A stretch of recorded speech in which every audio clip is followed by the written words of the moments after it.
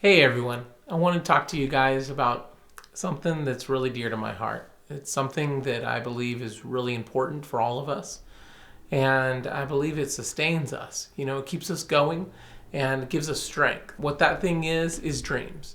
Um, and I don't mean just the dreams that we have when we go to sleep.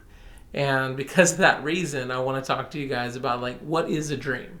You know, I'm one of those weird kind of people that like to look up words and read into things and kind of delve into deeper meanings on stuff. When it comes to certain words and certain ideas and certain things that we use in a constant way in our lives, I like to look up the definitions of things so I can see the different levels and different definitions and different variants that they have.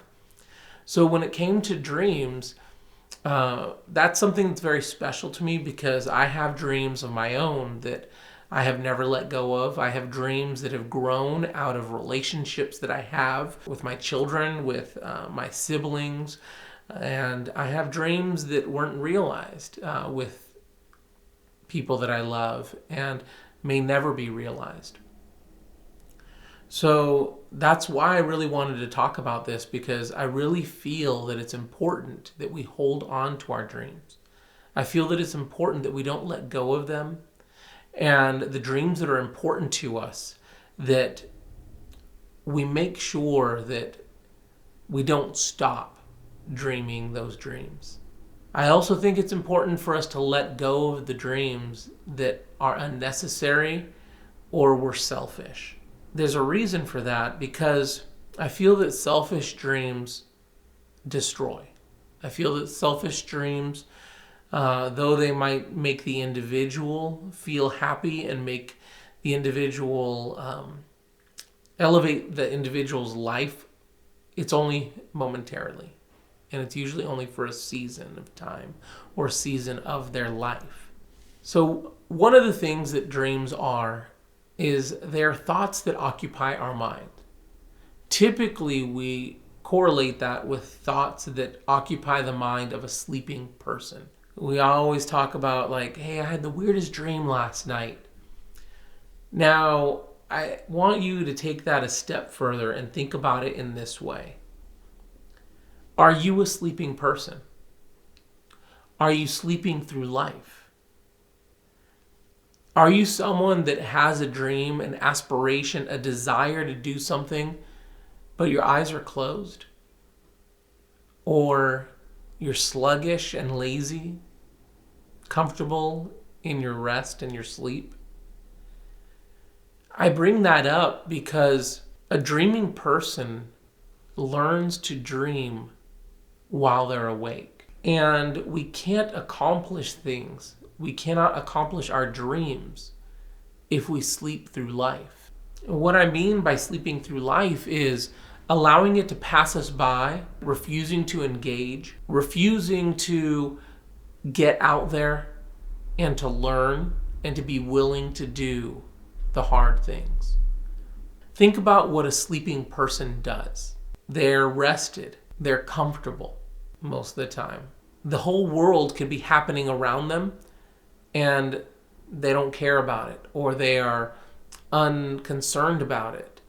A heavy sleeper can sleep through anything, noise, fights, arguments, blaring music, and things of that nature. A person who has a dream can't live their life like that. Have you allowed yourself to slip into a coma, if you will? Was there a dream that you had as a child, as a teenager, or as a young adult that you allowed to fall by the wayside because you've allowed yourself to start taking sleeping pills, to start giving yourself things that put your mind and your conscience and your desire for this dream to sleep, to rest? And you find that days and weeks and months and years have passed by and you haven't done anything about your dream.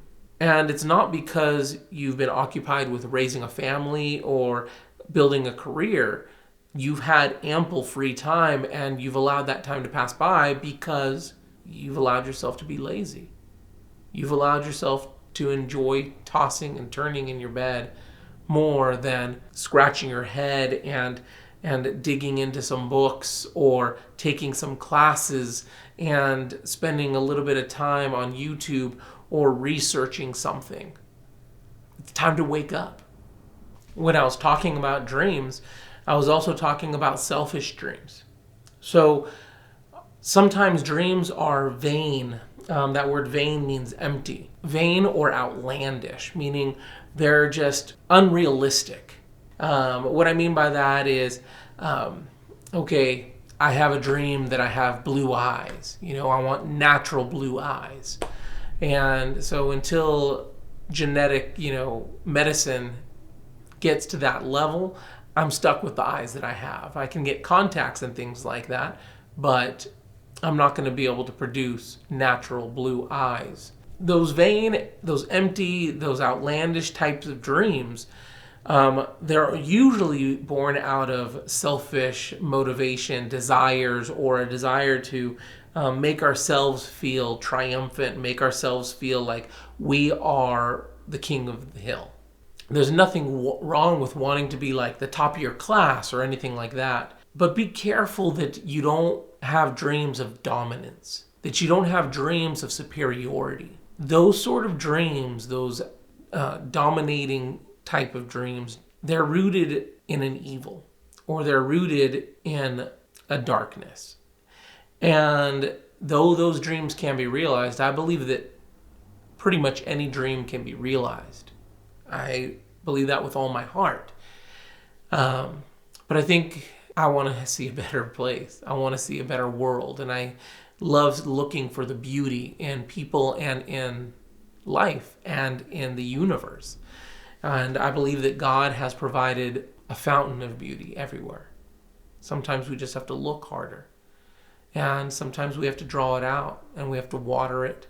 And sometimes we have to plant beauty so that way we can see it grow at a later time. When it comes to dreams, we need to check our hearts. And we need to see where that dream is rooted in and where it's coming out of. Because our hearts are deceitful and wicked. They can also be righteous, and they can also be good and loving. It depends on what you're feeding your heart and how you're cultivating your heart. Whether you're letting your heart lead you or whether you are leading your heart. That is a whole other video and a whole other conversation, which I don't have time for today. But with that being said, we have to be honest with ourselves. We have to be honest enough to say to our heart and to look at our own heart and to know where the desire and where the dream is coming from. Do you have an empty dream? Do you have a selfish dream? That's not a sin, and it's not a horrible thing. But you may want to look at exchanging your dream, trading it in for something better. I bring that up, and it's got me thinking in the direction of where my life went. I've wanted to be a comic book artist. I've wanted to be a filmmaker. I have had these dreams and these desires to do these things since I was young. I went to school, and all through college and everything, and even till today, I still have a desire to make film. I still have a desire to write stories and things that I want to produce and put out there into the world. However, when I was going through college, I was a young father. And after I got out of college, I had the opportunity to pursue my dream. I had friends that I knew that worked at Miramax. I had friends that I knew that were in the television industry from my program that I went through. And I could have pursued that if I desired to. But by the time I got out of the program, my heart had changed. I was all about this dream of mine. And really it was kind of a selfish dream at the time, because even though I still had these movies and this desire to create these films, it was more about fame. It was more about notoriety. It was more about accolades and wealth and things of that nature. But when it came time to make choices that were going to lead me down that path, those choices were going to lead me to other states or to other cities that were going to be farther away. And for myself, I didn't really care about that. But I did care about it for my children. My children were getting into school. My oldest was in middle school, and he had two good friends that he had from elementary school. And I thought to myself, I don't want to take them away from consistency. I want my kids to have what I didn't have, and what I didn't have was consistency. I moved around a lot as a child. And even though I moved in cities that were nearby, there were periods of time when I moved out of the country and I moved out of the state. It was very disorienting. It caused me to be very insecure at times and depressed. And I didn't want that for them. And so I exchanged my dream for a better dream. And that was the dream of being a good dad. The dream of having a healthy environment for my kids. The dream of being there for all the important events in their lives. The dream of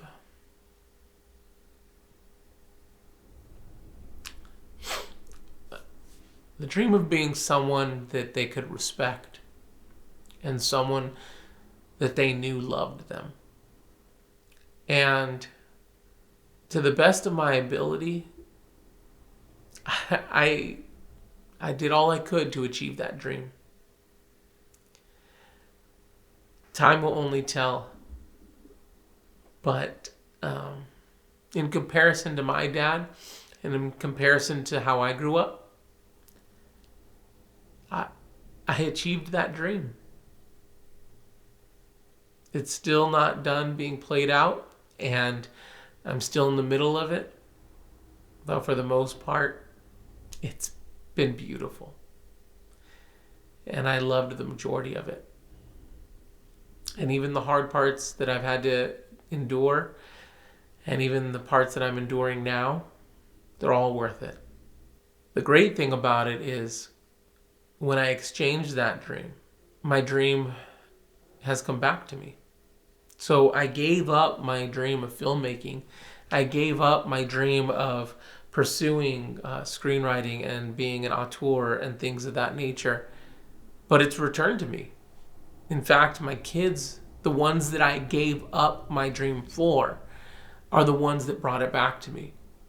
And when I became a single father, when I was going through my divorce and everything, my two youngest were the main ones, but they all kind of encouraged me. And they said, Dad, you should pursue it. Get into your films. Write your screenplays. Do something. And those words from them encouraged me. And it's been years, but I'm still working on it, and I'm working towards it. So I want to talk about something else because of that. And that is giving up your dreams. God will test your dreams. See, because there's a purification process on your dreams. There's always going to be a testing point. And in many ways, the purification process is also a way of maturing them and testing your heart in relation to your dream. The way it goes is you have a dream. Let's just say, we'll take mine for example. My dream was to be a filmmaker. My dream was to be famous. My dream was to create films that moved people and changed them and made them feel something. That's what I want to do. I want to make films that change people. I don't just want them to go and enjoy it and say, man, that was a great movie, and that's it. And maybe 10 years from now say, oh, look at this and look at that, and that film angle and the direction and the performance.